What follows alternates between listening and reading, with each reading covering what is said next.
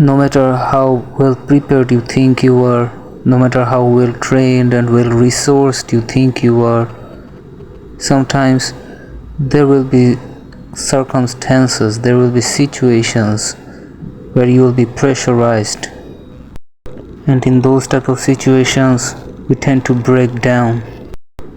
All our talent, all our resources are waste if we cannot act under pressure. One of the qualities that can make us do the right thing in the right way at the right time, even under pressure, is the quality of being decisive. And in order to be better at being decisive, we need to acknowledge, realize, and accept our core values and try to live by it. So, what is a core value? And what is the meaning of value in any way? Basically, value to me is the important stuffs. Anything that is important to me, it has some value. Values are basically the why, the reason, the why. For example, why would I go and have a snack?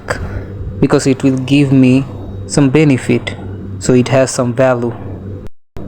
Now, what are the core values?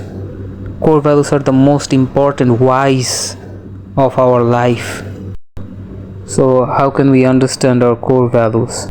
People spend years after years to find out their core values. Some people even die before finding out. We can never be satisfied until we accept our core values and live by it. So, how can we understand our core values? To me, I think there's a way.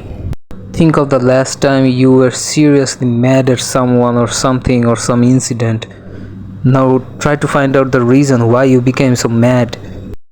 The reason that made you really mad, the opposite might be your core value.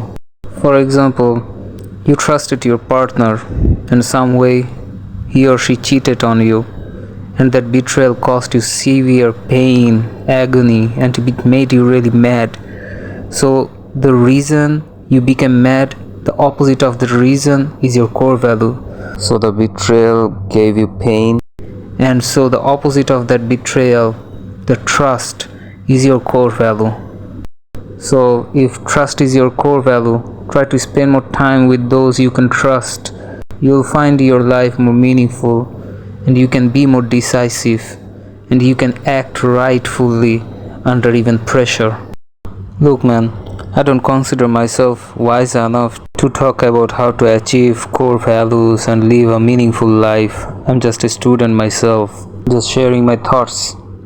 Anyway, so these are the few exercises I do for my mobility. No, I'm not a Kung Fu master or even have a background in karate, but I love those type of Kung Fu style kicks. 25 minutes of those kicks and it burns a lot of calories while makes me more flexible. And these movements with the stick I'm doing, they're great for upper body mobility, but it also uses your whole body as a unified system. And all of these exercises, the kick ones and the stick ones, are both engaging my core. So basically the focus of these exercises are the core, the cardio, the flexibility, agility, and also makes you more reactive, I would say.